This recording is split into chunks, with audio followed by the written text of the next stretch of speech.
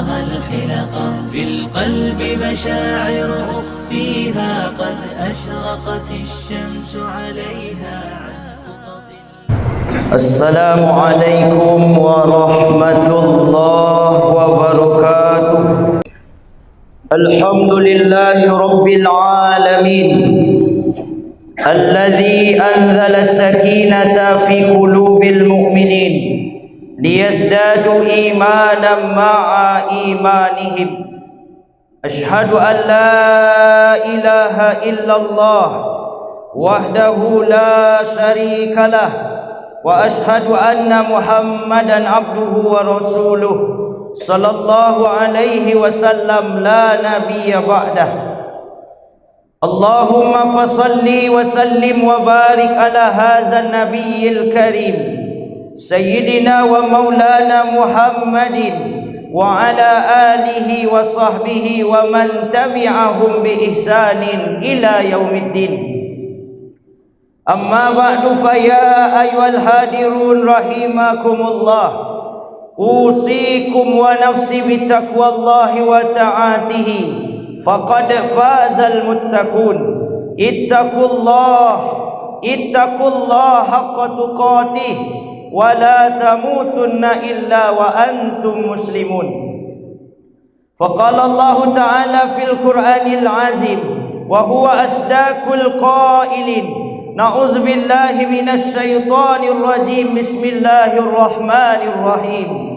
يا أيها الذين آمنوا اتقوا الله حق تقاته ولا تموتن إلا وأنتم مسلمون.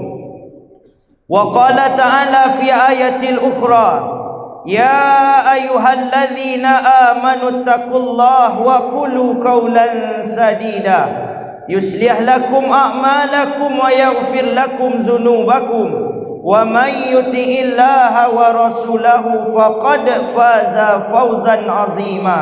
Sadaqallahul azim. Bapak-bapak, saudara-saudara jemaah Jumat rahimakumullah, kembali kita bersyukur kehadiran Allah Subhanahu wa taala yang sampai siang ini Allah masih memberikan nikmat umur yang panjang kepada kita. La tazulu qadama abdin fi yaumil qiyamah hatta yus'ala. Wahai manusia, engkau tidak akan pernah bisa bergerak pada hari kiamat. Kakimu tidak bisa melangkah, tanganmu tidak bisa mengayun, engkau tidak bisa pergi kemana-mana sebelum kau mampu menjawab pertanyaan Allah. Satu di antara banyak pertanyaan itu adalah an umrihi fima afnah. Umurmu yang panjang, kemana saja umur itu kau pakai? Berapa untuk hadir ke Nurul Iman untuk solat berjamaah? Berapa kau gunakan untuk beribadah? Berapa kau gunakan untuk maksiat? Pada masanya nanti waktunya akan datang, setiap pribadi individu yang memakai nikmat Allah, yang memakai umur Allah, akan mempertanggungjawabkan di hadapan Allah Subhanahu wa taala. Kita berdoa kepada Allah, semoga kedatangan kita Jumat ini menjadi sebab Allah masukkan kita ke dalam golongan orang-orang yang pandai bersyukur kepadanya. Selawat dan salam kita doakan kepada Allah, semoga senantiasa Allah sampaikan dan curahkan buat junjungan kita yakni Nabiuna Muhammad sallallahu alaihi wasallam. Allahumma salli ala sayyidina Muhammad wa ala alihi wa ashabihi ajma'in. Bapak saudara jemaah Jumat yang dimuliakan Allah, dalam salah satu rukun daripada khutbah Jumat, setiap khatib yang menyampaikan khutbah wajiblah menyampaikan wasiat takwa kepada para jemaah yang hadir. Kalaulah wasiat takwa itu tidak disampaikan, batal khutbah, maka batallah pelaksanaan salat Jumat itu. Pertanyaan yang muncul dalam benak kita masing-masing, kenapa takwa itu perlu dan wajib selalu disampaikan kepada para jemaah? Bukankah kita ingat firman Allah dalam Al-Quran, fatazawwadu fa inna khaira zadit taqwa. Berbekalah kalian sekalian manusia. Ketika kalian kembali kepada Allah, Allah tidak melihat apapun yang kau bawa. Kau datang dengan uangmu yang banyak, kau datang dengan pangkat jabatan yang tinggi, Engkau datang dengan kedudukan yang luar biasa. Semuanya tidak dipandang Allah, kecuali bekal yang dipandang itu hanya satu. Itulah yang disebut dengan takwa. Bapak saudara jemaah Jumat yang dimuliakan Allah, kita mulia di hadapan Allah bukan karena kita orang kaya. Kita mulia di hadapan Allah bukan karena kita berilmu. Kita mulia di hadapan Allah bukan karena emas kita yang banyak, tapi kemuliaan didapat oleh seseorang dari Allah tergantung dari seberapa tinggi rasa takwanya kepada Allah Subhanahu wa taala. Inna akramakum indallahi atqakum. Bapak saudara jemaah Jumat yang dimuliakan Allah, berbicara masalah takwa, ulama kita banyak memberikan definisi pengertian tentang takwa. Pada Jumat ini ada dua yang bisa kita sampaikan. Yang pertama, menurut Imam An-Nawawi, takwa itu adalah imtithalu awamirillah wajtinabu nawahi. Orang bertakwa adalah orang yang berusaha menjalankan segala perintah Allah dan dia berupaya pula untuk meninggalkan segala yang dilarang Allah Subhanahu wa taala. Dalam hidup dan kehidupan selaku manusia, yakin dan percayalah Bapak saudara jemaah Jumat, kita tidak akan pernah mampu melaksanakan seluruh perintah Allah. Begitu juga sebaliknya, kita tidak akan pernah kuat untuk meninggalkan segala yang dilarang Allah Subhanahu wa taala. Kenapa demikian? Karena status kita sebagai manusia. Nabi menjamin sifat daripada manusia itu adalah al-khata' wa nisyan. Sifatul linnas, kata Nabi. Salah dan lupa menjadi sifat bagi manusia. Begitu elok dan begitu indah pemahaman yang disampaikan oleh Imam An-Nawawi. Takwa itu ketika kau mampu berusaha semaksimal mungkin yang kau bisa untuk melaksanakan perintah Allah, dan engkau berusaha pula semaksimal mungkin untuk meninggalkan yang dilarang Allah Subhanahu wa taala. Yang kedua, menurut Ibnu Umar, takwa itu adalah engkau tidak pernah merasa dirimu lebih baik dari orang lain. Kita yang hadir selaku manusia, kita punya kurang, kita punya sesuatu yang mungkin dipunyai orang lain kita tidak punya. Itulah keterbatasan kita sebagai manusia.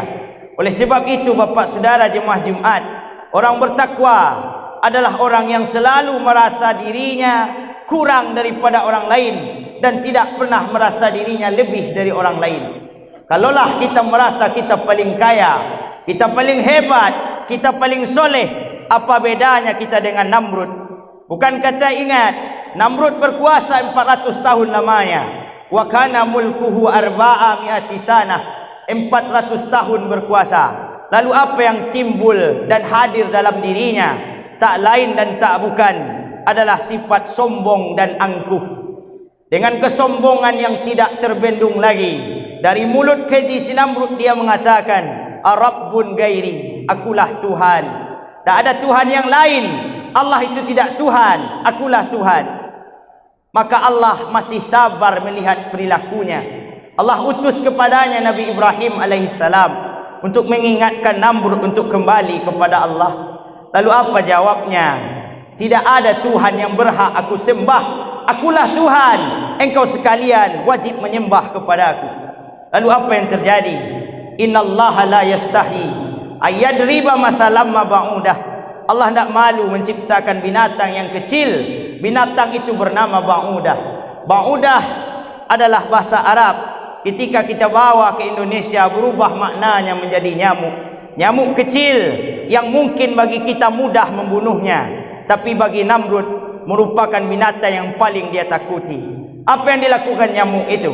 Nyamuk itu masuk ke dalam hidungnya, terus masuk ke dalam, dimakannya seluruh sel otak si Namrud. Singkat cerita, Namrud yang sombong mati di tangan seekor nyamuk. Dari cerita ini, kisah nyata ini Bapak saudara jemaah Jumat, dapat kita simpulkan bahwa kesombongan kepada Allah, kesombongan kepada manusia hanya akan merugikan diri kita sendiri. Tak ada orang yang sombong matinya akan baik, dan pasti Allah menjamin orang sombong adalah orang yang pasti akhir dari kehidupannya buruk dan tempatnya pasti tempat yang terburuk, yaitu nerakanya Allah Subhanahu wa taala. Jangan pernah kau ingin mengharapkan surganya Allah kalau kau sombong dalam hidup dan kehidupan. La yadkhulul jannah, tak akan pernah masuk surga man kana fi qalbihi misqala zaratin fi kibrin, seseorang yang berada dalam dadanya sedikit saja sifat sombong. Bapak saudara jemaah Jumat yang dimuliakan Allah, inilah makna daripada takwa itu sendiri. Selanjutnya bapak saudara jemaah Jumat, Sayyidina Ali bin Abi Talib menantu Nabi Muhammad mengatakan bahawa sifat orang bertakwa itu ada 3. Yang pertama adalah al-khawfu minal jalil. Orang bertakwa adalah orang yang takut kepada Allah. Dia takut dia akan diazab Allah. Oleh sebab itu dia tidak pernah meninggalkan solat. Dia takut hartanya yang banyak akan memberatkannya di neraka. Makanya dia tidak pernah meninggalkan sedekah, infak dan wakaf. Inilah kriteria sifat ciri-ciri orang bertakwa, kata Sayyidina Ali bin Abi Talib. Bapak saudara jemaah Jumat, dalam Al-Quran Allah telah menjelaskan, kalau bapak ingin bahagia, dunia bapak ingin selamat, di akhirat kelak bapak mendapatkan surga, maka tidak ada bekal lain kecuali takutlah kepada Allah. Man khafa maqama rabbih jannatan. Kalau kau takut kepada Allah, duniamu Allah bahagiakan, akhiratmu dijamin dengan surga. Kemudian Allah juga memberitahu kepada kita, kalau kalian punya masalah, kata Allah, kalau kalian punya ujian yang berat, kalau kalian punya masalah yang tidak bisa kalian selesaikan, maka Allah memanggil, wa may yattaqillaha yaj'al lahu ma'akhraja. Kalau kau takut kepada Allah, kalau kau takut kepada Allah, Allah janjikan memberi jalan keluar atas segala kesulitan hidup yang tengah kau jalani. Artinya apa? Tak ada bekal hidup, tak ada kunci kehidupan agar bahagia, kecuali kunci itu adalah rasa takut kepada Allah. Ayah yang takut kepada Allah akan memberikan harta yang halal kepada anak istrinya. Anak yang takut kepada Allah tak akan durhaka kepada ayah dan bundanya. Jamaah yang takut kepada Allah tak akan pernah meninggalkan masjid dan tidak akan pernah membuat masjidnya sepi daripada kedatangan jamaah. Bapak saudara jamaah Jumat yang dimuliakan Allah, sebentar lagi kita akan memilih calon-calon pemimpin kita.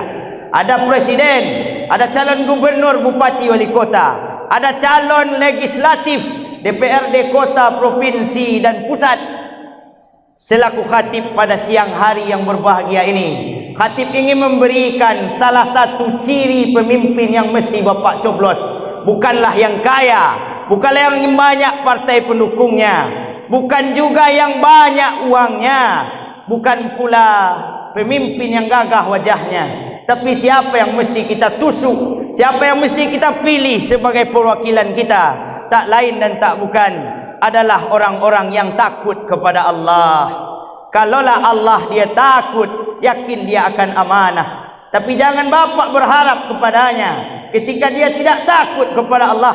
Jangan pernah berharap dia akan amanah dengan janji-janji yang telah dia sampaikan. Modal memilih pemimpin adalah pemimpin yang takut kepada Allah Subhanahu wa taala. Yang kedua, kata Sayyidina Ali bin Abi Talib, sifat orang bertakwa itu adalah ar-rida fil khalil. Orang bertakwa adalah orang yang merasa cukup dengan pemberian Allah. Jangan pernah melihat ke atas. Jangan bandingkan hidupmu dengan hidup orang lain. Jangan pernah iri dengan kesuksesan orang. Kenapa demikian? Apa yang sedang bapak terima, itulah takdir terbaik yang sedang dipersiapkan Allah Subhanahu wa taala. Makanya Nabi mengatakan, orang baik adalah orang qanaah. Dan orang qanaah siapa dia? Unzur ila man huwa asfala minkum. Orang yang rajin melihat ke bawah. Wala tanzur ila man huwa fawqakum. Bukan yang sering melihat ke atas. Artinya apa? Ketika melihat ke bawah, rasa syukur itu akan lebih nikmat kita rasakan. Bersyukurlah bapak nak punya emas, teman tak punya jari. Bersyukur bapak nak punya jari, teman tak punya tangan. Bersyukur bapak nak punya tangan, teman sudah tidak mempunyai jatah hidup di dunia ini. Artinya apa? Lihatlah ke bawah, merasa cukuplah dengan pemberian Allah. Jangan paksa Allah memberikan apapun yang kita minta, karena Allah tahu apa yang terbaik untukmu. Yang terbaik menurut kita belum tentu baik menurut Allah, tapi yang terbaik menurut Allah sudah pasti baik untuk kita. Yang ketiga, kata Sayyidina Ali bin Abi Thalib, sifat orang bertakwa adalah al-istidadu li yaumir rahil. Orang bertakwa adalah orang yang ingat kalau hidupnya tidak akan lama dan dia akan kembali kepada Allah. Apa maknanya, Pak? Kita yang sehat siang ini tak ada jaminan nanti sore masih hidup. Kita yang bugar siang ini bisa saja besok pagi jatah terakhir hidup kita di atas dunia. Oleh sebab itu, orang bertakwa adalah orang yang memikirkan bagaimana matinya besok. Apakah matinya husnul khatimah atau malah matinya su'ul khatimah? Orang bertakwa adalah orang yang mempersiapkan diri bagaimana kehidupannya untuk masa yang akan datang. Dunia bukanlah tempat tinggal, tapi dunia adalah tempat meninggal. Dunia bukanlah tujuan, tapi dunia adalah fasilitas untuk meraih tujuan yang lebih hebat, yaitu tujuan kehidupan yang bahagia di akhirat. Mendengar khatib berkhutbah mungkin ada manfaatnya, tapi pernahkah Bapak bertanya dalam diri Bapak masing-masing, selama Bapak hidup, selama Bapak sudah balik berakal, selama Bapak sudah bisa mendengar, berapa kali Bapak mendengar ceramah, berapa kali Bapak mendengar khutbah, dan berapa banyak khutbah itu yang menempel di kepala Bapak-bapak semuanya? Bisa jadi tidak ada khutbah, tidak ada ceramah itu yang kita ingat sama sekali. Kita ingat ketika khatib berkhutbah, tapi ketika sepulang dari masjid bisa saja semua itu akan hilang tanpa ada bekas sedikit pun. Kenapa demikian? Karena kita manusia, Pak. Hanzalah saja, sahabat dekat Nabi, dia juga mengatakan itu. Ketika aku di dekat Nabi, yuzakkiruna bil jannah fa ka'annama ra'yul ain. Ketika aku dekat Nabi, seakan-akan yang disampaikan Nabi nampak oleh mata aku. Tapi tatkala aku berpisah dengannya, banyak yang disampaikan Nabi tidak ingat lagi olehku. Lalu bagaimana kita akan jadi baik, Pak, kalau pencerahan-pencerahan tidak kita ingat dan tidak kita amalkan? Ada satu guru yang lebih baik daripada khatib berkhutbah, itulah kematian. Kalau Bapak ingat mati, Pak, hidup Bapak akan lurus. Kalau Bapak ingat mati, masjid akan Bapak datangi. Kalau Bapak ingat mati, Bapak akan menjadi hamba yang taat kepada Allah Subhanahu wa ta'ala. Mudah-mudahan kita yang hadir, keluarga yang kita cintai di rumah, menjadi orang-orang yang dicintai Allah, menjadi orang-orang yang dirindukan di surganya Allah Subhanahu wa ta'ala. Mudah-mudahan kita mendapatkan itu semua. Banyak maaf, fastaghfiruhu innahu wal ghafurur rahim.